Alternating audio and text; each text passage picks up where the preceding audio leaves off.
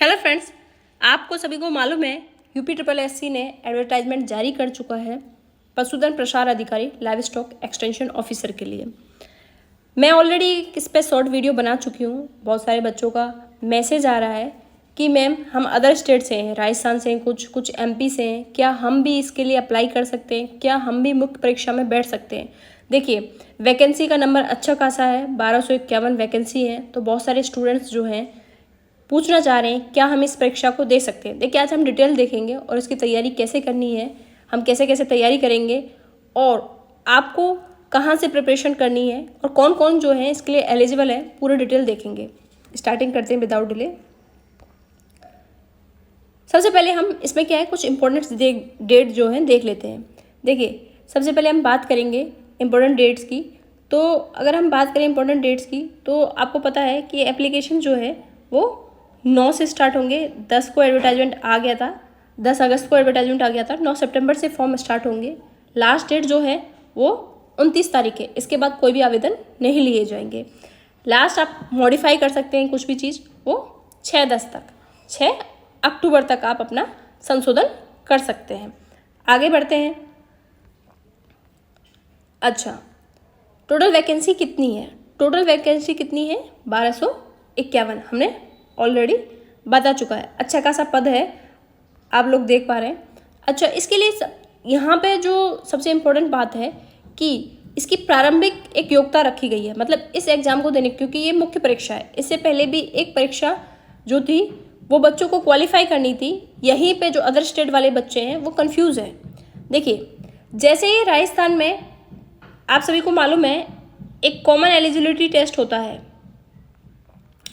सामान्य पात्रता परीक्षा होती है, वो ऐसे ही सेम यूपी में क्या है एक एग्ज़ाम होता है पैट। ये जो पैट है, प्रारंभिक अर्हता परीक्षा, ये जो एग्ज़ाम है, जैसे जो ग्रुप सी के जितने भी एग्ज़ाम होते हैं, ग्रुप सी के जितने भी एग्ज़ाम हैं उनमें बैठने के लिए उससे पहले एक एग्ज़ाम देना पड़ता है पैट। जो बच्चे पहले पैट क्वालिफाई करते हैं वही ग्रुप सी के जितने भी एग्ज़ाम होते हैं नॉन रजिस्टर्ड पोस्ट के, उनमें बैठ सकते हैं। जैसे राजस्थान में सेट, ठीक है, उसी तरीके से यहाँ पे पैट होता है। तो जिन बच्चों के पास ऑलरेडी, जो बच्चे पैट दे चुके हैं और जिनके पास स्कोर कार्ड है, और ये बात ध्यान रखना है उस स्कोर कार्ड में नेगेटिव मार्क्स नहीं होने चाहिए। एक मेरिट लिस्ट बनेगी, उस मेरिट लिस्ट के बेसिस पे ही बच्चों को मुख्य परीक्षा में बैठने दिया जाएगा। आप सभी को बहुत क्लियर हो गया होगा।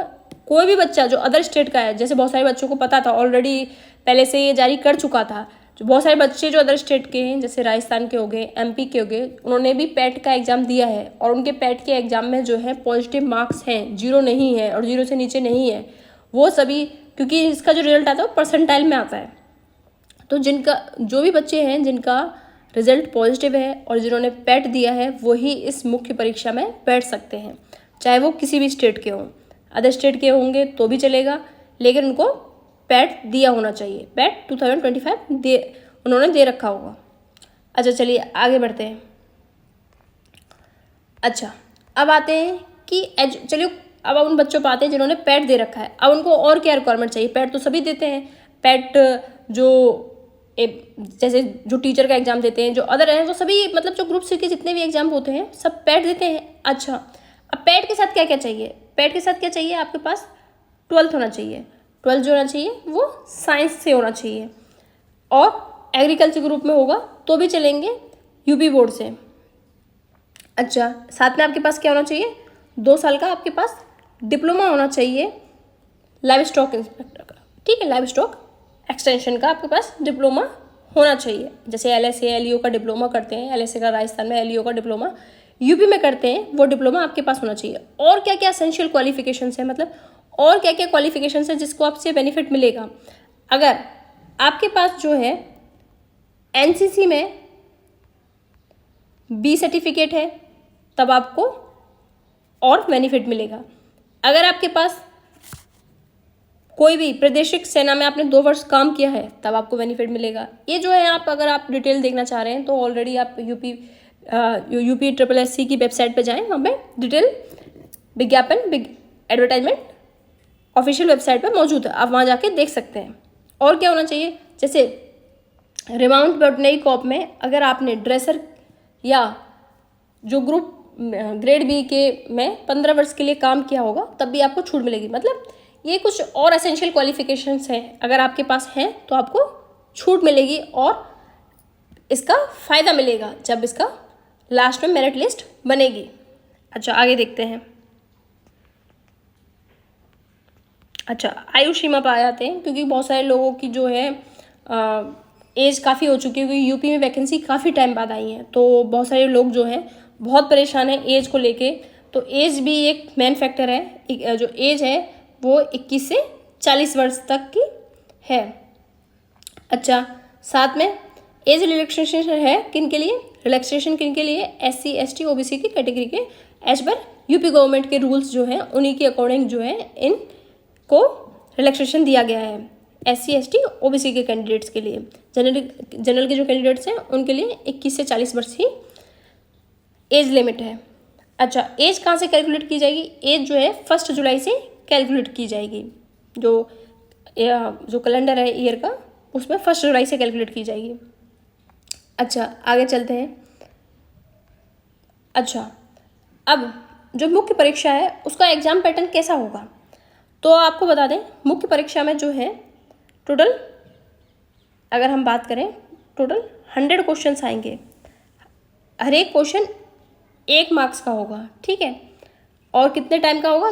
2 घंटे का टोटल टाइम पीरियड होगा और 1/4 की नेगेटिव मार्किंग होगी, 1/4 की नेगेटिव मार्किंग होगी। आगे बढ़ते हैं। सभी को समझ में आ गया? 100 क्वेश्चंस होंगे। 100 क्वेश्चंस जो हैं वो ऑब्जेक्टिव टाइप के होंगे, ठीक है। और ऑब्जेक्टिव टाइप में हर एक का 1 मार्क होगा, 2 घंटे का पेपर होगा, 120 मिनट का पेपर होगा और 1/4 की नेगेटिव मार्किंग होगी। अच्छा, आगे देखते हैं। अच्छा, मार्क का डिस्ट्रीब्यूशन जो है 3 टाइप से किया है। पहला जो है सब्जेक्ट नॉलेज का। सब्जेक्ट नॉलेज जो है वो कितने मार्क्स, वो कितना हो गया उसका सब्जेक्ट नॉलेज का? उसका सब्जेक्ट नॉलेज का आप देख सकते हैं, सब्जेक्ट नॉलेज जो है मेन पार्ट है, 65% जो है वो सब्जेक्ट नॉलेज है। और सेकंड पार्ट जो है कंप्यूटर IT का, उसके 15 मार्क्स हैं। और इन्होंने जो है कुछ परसेंटेज जो है यूपी की नॉलेज को भी दी है, तो यूपी की जो नॉलेज है उसको जो है 20 मार्क्स का, तो 65, 15, 20। तो मेन जो रेशियो है वो किसका है? अपनी सब्जेक्ट नॉलेज का। तो आपने सब्जेक्ट नॉलेज प्रिपेयर कर ली 65 मार्क्स में से, अगर आपने 50 भी मैन ले लिया तो आप बहुत हद तक क्रॉस कर लेंगे। और यूपी की नॉलेज आपको होनी चाहिए, तो कुछ क्वेश्चंस आप इससे, और कंप्यूटर IT की 15 मार्क्स हो गए। आगे बढ़ते हैं। सब्जेक्ट नॉलेज में इन्होंने सिलेबस है वो जारी कर चुका है। सिलेबस आप ऑफिशियल वेबसाइट पर पूरा डीप देख सकते हैं। अच्छा, सिलेबस में जो है एनिमल हस्बेंड्री से 5 क्वेश्चन आएंगे। इन जो टॉपिक्स हैं इन सबसे 5-5 क्वेश्चन आएंगे।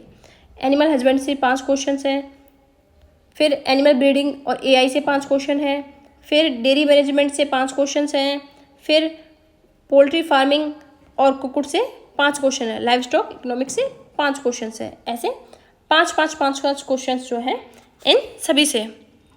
अच्छा, पार्ट 2 और 3 की बात करते हैं। मतलब कुल मिला के जो ये जो है 65 मार्क्स का आपका सब्जेक्ट नॉलेज होगी। आगे बढ़ते हैं। आपको पूरा जो डीप देखना है, पूरा की पूरा अगर डिटेल देखना है तो इसका जो ऑफिशियल वेबसाइट पे जो एडवर्टाइजमेंट है उसे डाउनलोड करके देख सकते हैं। मैं इसका लिंक भी वीडियो के डिस्क्रिप्शन में दे दूँगी। अच्छा, आगे देते हैं। जो बाकी सेकंड और थर्ड पार्ट है, सेकंड पार्ट में आपको क्या है, 15 मार्क्स का कंप्यूटर IT है, जिसमें हार्डवेयर सॉफ्टवेयर, आजकल इंटरनेट, MS वर्ड, एक्सेल, इन सब का क्वेश्चन आएंगे। जो पार्ट 3 है उसमें जनरल इन्फो होगी। जैसे राजस्थान के पेपर में कुछ पार्ट जो है हमेशा राजस्थान GK का डालते हैं, उसी तरह यहाँ पे इन्होंने यूपी की जो जनरल इन्फो है, history, culture, geography, economy, agriculture, current events of Uttar Pradesh, वो सब इसमें इंक्लूडेड है। मतलब आपका अगर देखा जाए तो सबसे ज़्यादा मेन पार्ट हो गए 65 सब्जेक्ट नॉलेज, 15 कंप्यूटर IT और 20 मार्क्स जो हो गए वो यूपी की सामान्य ज्ञान जो है, मेनली जो जनरल इन्फो है, कोई भी हिस्ट्री, एग्रीकल्चर कुछ भी पूछ सकते हैं। तो आपको ऊपर ऊपर से देख के जाना, पढ़ के जाना, क्योंकि 20 मार्क्स काफ़ी इंपॉर्टेंट है। बाकी आप लोग अभी से प्रिपरेशन स्टार्ट कर दें, क्योंकि ऑलरेडी आपको पता है कि एग्ज़ाम्स की पूरी इन्होंने, बस आपको प्रिपरेशन स्टार्ट करनी है और डीपली एक एक सब्जेक्ट को देखना है। स्पेशली जो है अपना मेन सब्जेक्ट जो है आपका, जो अपना सब्जेक्ट है, सब्जेक्ट जो नॉलेज है वो बढ़ानी है, क्योंकि जो 15 और 20 मार्क्स हैं उसमें हाफ पूरा कवर नहीं कर पाएंगे। तो बाकी आप कोई भी प्रॉब्लम हो, कोई भी इशू हो, किसी भी तरह का कोई आपको कन्फ्यूजन हो रहा है तो आप पूछ सकते हैं। Thank you.